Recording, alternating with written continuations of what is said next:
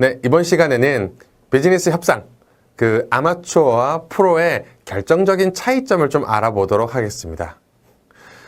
저희가 이제 좀 아마추어적인 그런 협상과 좀 굉장히 프로페셔널한 협상은 몇 가지의 차이점이 있습니다. 근데 사실 아마추어와 프로, 제가 이렇게 표현을 해서 그렇지 굉장히 큰 차이가 있고 어마어마한 스킬의 차이가 있는 것은 사실 아니에요. 굉장히 기본적이고 핵심적인 몇 가지 부분들을 아마추어는 놓치는 거고요. 프로들은 꼼꼼하게 챙기는 그 차이가 사실은 있을 뿐입니다. 그래서 한번 아마추어가 많이 저지르는 어떤 실수, 그리고 프로가 잘 챙기는 어떤 포인트, 그런 것들을 몇 가지로 간결하게 정리해서 한번 알아보도록 하죠. 자, 먼저 이 아마추어라고 하는 협상가들의 일반적인 특징들이 한 7가지 정도가 있습니다. 7가지 정도가 있어요. 자, 그 중에서 일반적인 것부터 제가 몇 가지 좀 말씀드리면 첫 번째는 첫 제안을 일단 제가 막 던져요. 일단 뭐 이렇게 해보자고 그러죠. 근데 그 제안이 충분히 공격적이거나 위협적이지 않은 겁니다. 근데 일단은 내가 제안을 먼저 던지고 보는 거예요. 그러니까 왜냐하면 착각을 하는 거죠. 내가 그래도 상대방하고 협상한다고 앉아있는데 뭔가 내가 먼저 좀 던지고 이걸 전체적으로 끌고 가는 게 그것이 곧 내 영향력이다라고 생각하는 거죠. 이게 어떤 게 마음에 기저에 깔려 있는 거냐면요. 뒤쪽에도 말씀드리겠지만 협상은 왜 하는 거죠?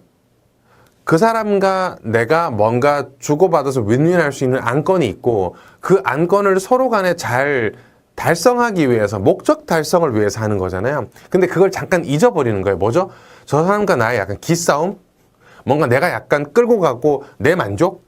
그러니까 사람과 이슈를 사실 구분이 잘 안 되기 때문에 발생하는 현상이기도 해요, 이게. 그래서 어쨌든 아마추어 협상가들의 좀 특징은 일단 제안을 먼저 던져요. 제안을 먼저 던지는 게 무조건 나쁜 건 아니에요. 아주 좋을 수 있어요. 근데 그 제안이 그 위협적이지 않고, 여기서 위협적이라는 건 상대한테 막 압박을 준다는 게 아니라 그 상대와 내가 서로 간에 윈윈할 수 있는 뭔가의 유의미한 제안이 아니라는 거죠. 그냥 일단 던지면서 이야기 한번 해보자. 약간 뭐 기싸움 하듯이 이렇게 가는 경우가 많습니다. 이런 우를 많이 범하고요. 또 하나는 그러다 보니까 자연스럽게 내 말만 하고 상대방 이야기를 잘 안 들으려고 그래요. 그리고 이게 또 왜 이런지 아세요? 묘한 심리가 있는데요. 일단 내가 상대방을 내가 뭐 좀 장악하고 끌어가 보겠다는 생각으로 먼저 던지잖아요. 그러니까 이런 식으로 먼저 앵커링을 걸면 내가 내 말하는 거에 그냥 빠져듭니다. 그러니까 내가 일단 먼저 던졌으니까 상대가 내 말을 반박해도 그 말에 대해서 수용하기가 어려워요. 왜냐면 내가 입으로 벌써 그냥 대충 너무 쉽게 툭 내뱉어 버렸기 때문에. 그러다 보니까 상대방의 이야기를 제대로 깊게 듣거나 경청하고 서로 좋을 수 있는 방향으로 이야기를 잘 진행 못하는 경우가 있는 거예요. 이게 사실 이렇게 맞물려서 돌아가는 거예요. 그러면서 동시에 또 다른 경우는 상대보다 너무나 터무니없이 그냥 양보를 되게 많이 해버리거나 뭐 이런 경우가 발생하기도 하고요. 자, 근데 이런 3가지 경우 외에도 정말 이 아마추어 협상가들에게 빈번하게 나타나는 게 몇 가지가 더 있습니다. 그 4번째가 뭐냐면요. 유리한 입장도 아닌데 앞서 말씀드린 것처럼 일단 첫 제안을 던지고 보는 거예요. 아까 말씀드렸던 거랑 동일하죠. 여기 가장 심각해요. 일단 던지고 보는 거예요. 일단 던지고 봐야 내가 유리할 거라고 생각하는 거예요. 아닌데.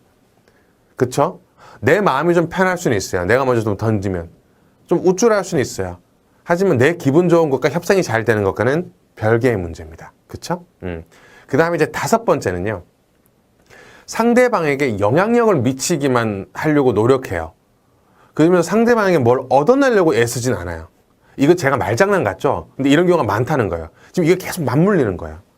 그러니까 일단 먼저 던지고, 그러니까 내가 먼저 던지고 내가 먼저 막 주장해 놓으니까 내가 내 말에 빠지니까 상대 말을 경청을 잘 안 해요. 그쵸? 이거 별로 위협적이지도 않으면서 이거 무슨 기싸움 하는 것처럼 막 협상해요. 그러니까 영향력은 막 상대방한테 주는 것 같지만 사실 협상이 되는 겁니까? 안 되는 겁니까? 안 되는 거예요. 이게 아마추어 협상가들의 특징 중에 하나입니다. 그 다음 6번째. 이렇게 내가 먼저 툭툭 던지면서 그냥 막 영향력만 행사하려고 그러다 보니까 상대방에 대해서 내가 뭔가 가정을 하고 있는 사실이 잘못되었을 수 있잖아요. 거기에 대해서 내가 스스로 의문을 품지 않아요. 협상을 하다 보면 내가 저 사람한테 지금 이렇게 생각하고 접근하고 있는데 이게 맞나?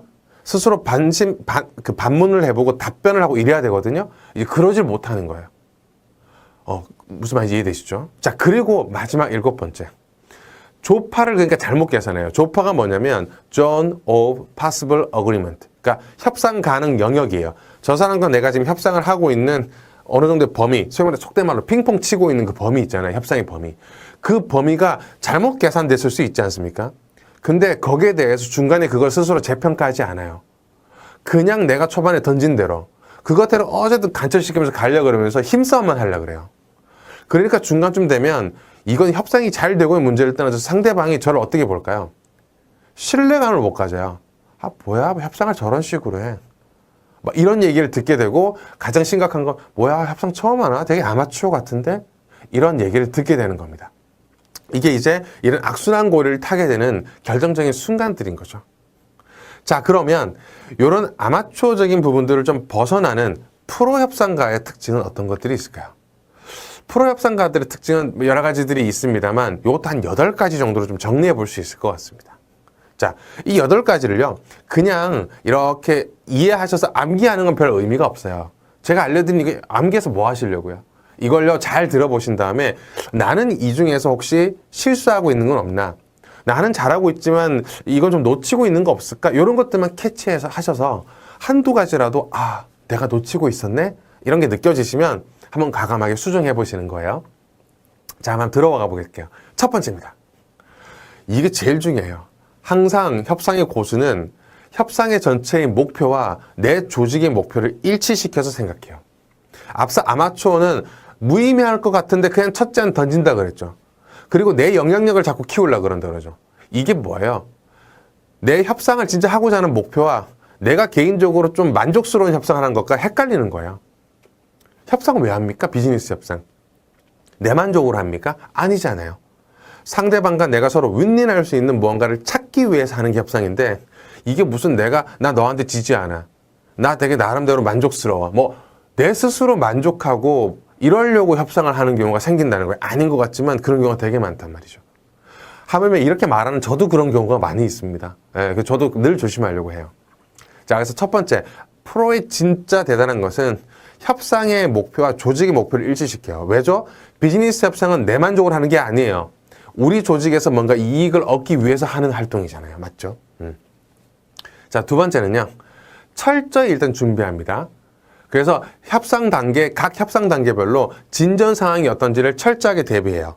방금 전에 제가 아마추어 얘기할 때 뭐라고 얘기했어요? 아마추어들은 일단 내 제안 던지고 막 우기고 이러다 보니까 조파, 협상의 가능 범위, 협상 영역을 제대로 선정을 중간중간 못한다 그랬죠.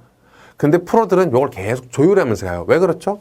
협상할 때마다 Zone of Possible Agreement, 협상 가능 영역은 항상 변화해요. 그렇지 않겠어요? 아주 유기물처럼 변화해 간다고요. 그걸 항상 항시 체크하는 것이 중요합니다. 그리고 만약에 조파가 달라졌으면 내 협상 전략도 어떻게 돼야 돼요? 달라져야죠.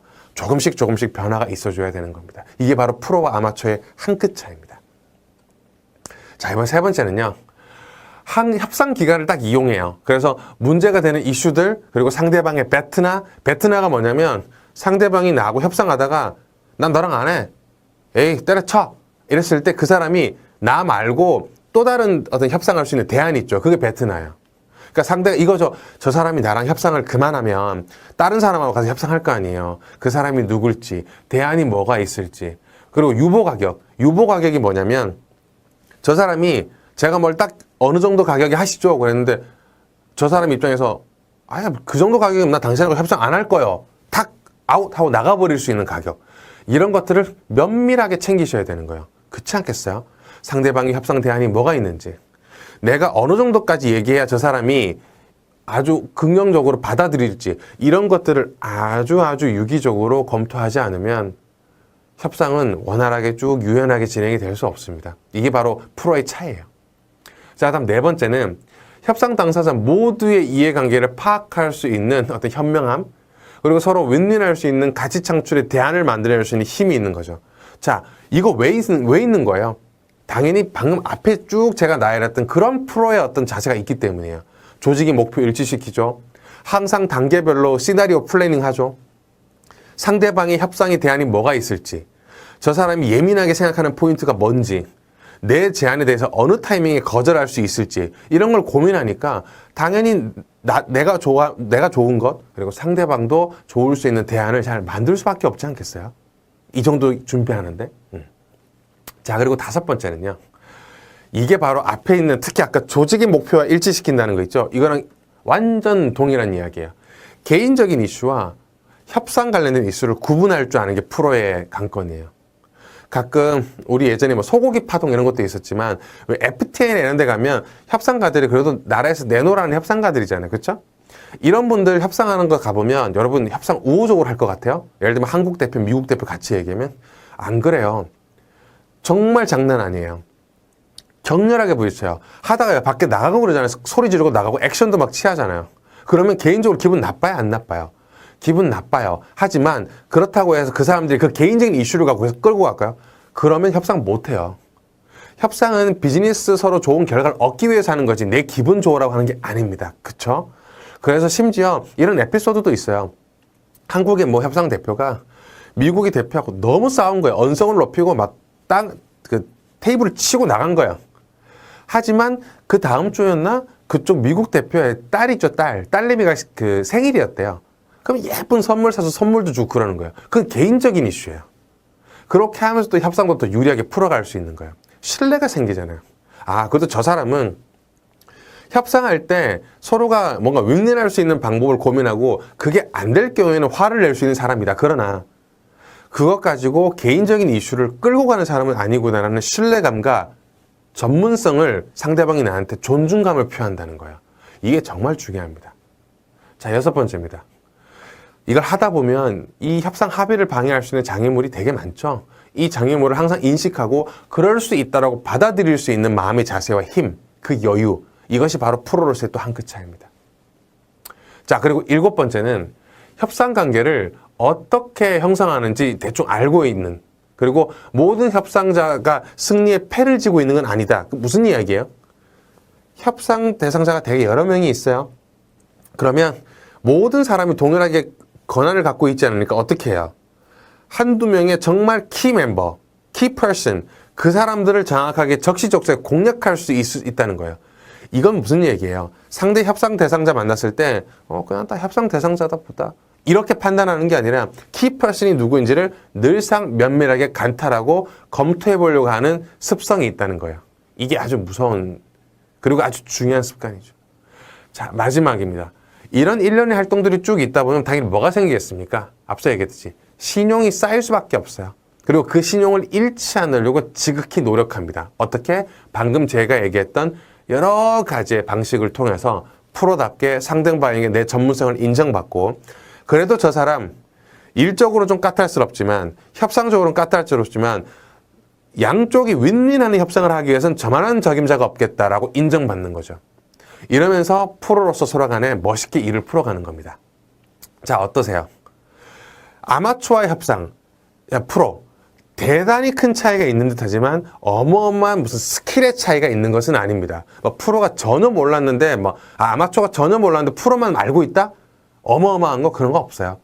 잘 보시면 협상의 목표와 개인적인 목표 이거 딱 분리해내고요. 그 안에서 신뢰를 쌓을 수 있도록 일련의 여러 가지 작은 활동들을 조금 더 꼼꼼하게 챙기고 그것을 마음의 여유를 갖고 받아들일 수 있는 힘, 그것을 갖고 있는 것이 바로 프로로서의 가장 중요한 덕목이 아닌가 싶습니다. 자, 오늘부터 이 중에서 몇 가지라도 여러분 한번 지켜보도록 하시죠.